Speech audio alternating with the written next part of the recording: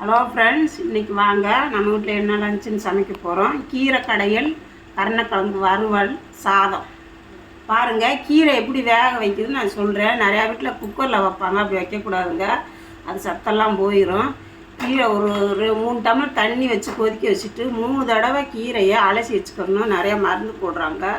மஞ்சத்தூள் போட்டு 3 தடவை அலசி வச்சுக்கிட்டு அந்த தண்ணி வடிஞ்சதும் இந்த தண்ணி கொதித்ததும் அப்படியே வேக வச்சுக்கலாம். வேறு ஒன்றுமே போடாதீங்க.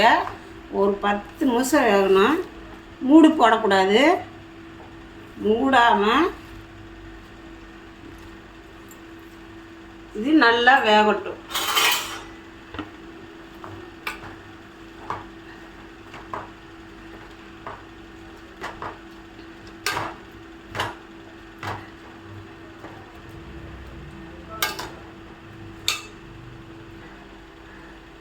இங்கிட்டு பிரண்டை துவையல் எப்படி அரைக்கலாம் அப்படின்னு காமிக்க போகிறேன்.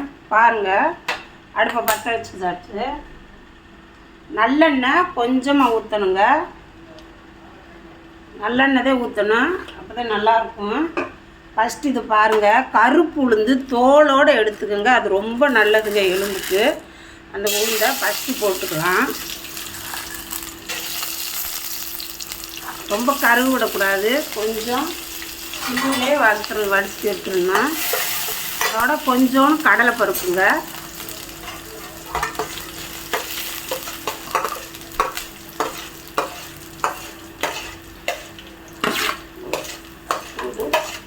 கட் பண்ணு. லேசாக பொன்னிறமாக வறுத்து எடுத்துக்கணும். ரொம்ப கருணா நல்லா இருக்காது.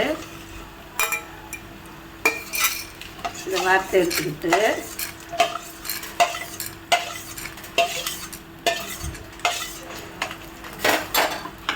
இதுலேயும் மிளகா, காஞ்ச மிளகா,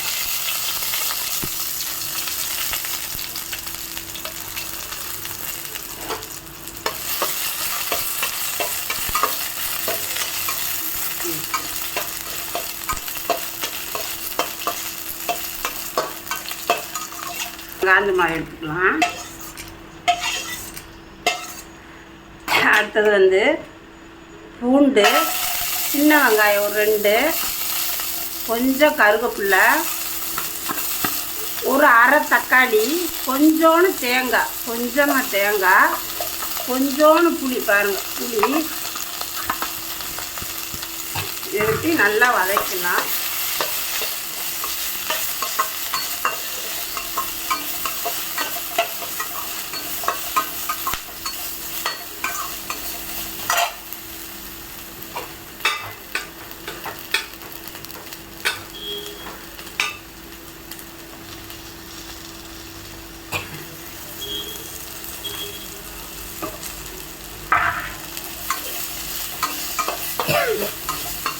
சீரகம்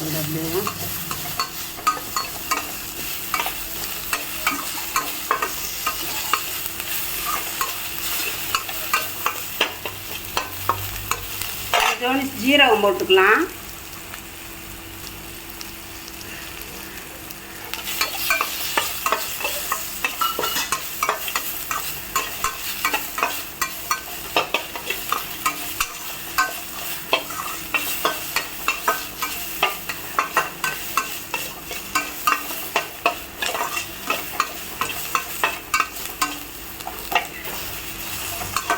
பாருங்க, வதங்கிடுச்சு நல்லா. இது கீரை வேகுதுங்க. இன்னும் கொஞ்ச நேரம் தான் வெந்தோடனே ஸ்டவ் அமைச்சிடணும்.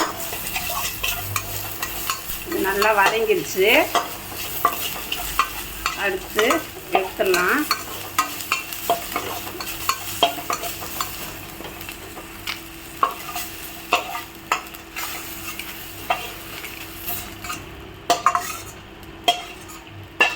அடுத்து கொஞ்சம் எண்ணெய் நல்லெண்ணெய் ஊற்றிக்கிட்டு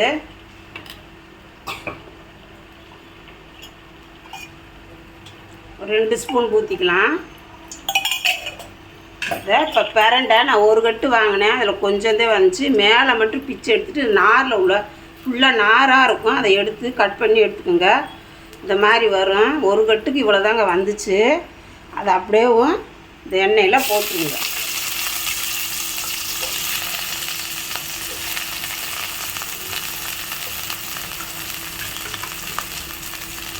போட்டு நல்லா சுருள வதங்கணுங்க. கரண்டை மட்டும்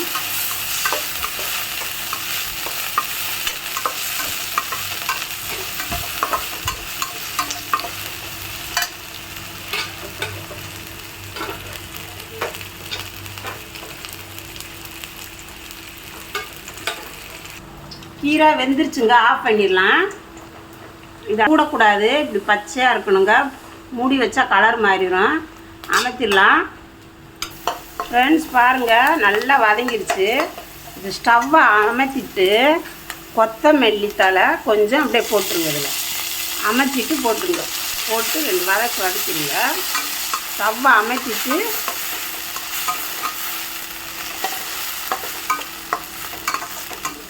அவ்வளோதாங்க. அடுத்து கீரை எப்படி தாளிக்கிறது சொல்கிறேன். இதெல்லாம் வதக்கி பாருங்கள். இது தக்காளி, ஜீரகம், கருப்பு உளுந்துங்க, கொஞ்சோண்டு கடலைப்பருப்பு, பூண்டு, சின்ன வெங்காயம், சாம்பார் வெங்காயம், மிளகா வத்தை இதெல்லாம் போட்டு கருவேப்பிலை இத்தனை ஐட்டை போட்டாதாங்க நல்லா டேஸ்ட்டாக இருக்கும். இதை துவையில் அரைக்கணுங்க. இதை அரைச்சிடு. ஆறினோடனே நல்லா கொஞ்சம் உப்பு போட்டு அரைச்சிடுங்க. அரைச்சி சாப்பாட்டுக்கு வச்சு சாப்பிட்லாம். ரொம்ப டேஸ்ட்டாக இருக்குங்க. இது இப்போ வச்சுக்கலாம். ஹை ஃப்ரெண்ட்ஸ், பிரண்டை துவையல் ரெடி. அரைச்சாச்சு. இதில் என்னென்ன ஐட்டம் சேர்த்துருவோம். காஞ்ச மிளகா, கருப்பு உளுந்து தாங்க மெயினாக. அதில் ரொம்ப இரும்பு சத்து இருக்குது. சின்ன வெங்காயம், வெள்ளைப்பூடு, ஜீரகம், கருவேப்பிலை, கொத்தமல்லி தழை லாஸ்ட்டு. பிரண்டையை நல்லா வதக்கிடணுங்க. கொஞ்சமாக புளி, கொஞ்சம் தக்காளி, தேங்காய் சில்லு இதை அரைத்து நல்லா வதக்கிட்டு ஆற வச்சு உப்பு போட்டு அரைச்சிட்டிங்கன்னா அந்த அரிப்பு தன்மையே இருக்காதுங்க. ரொம்ப நல்லா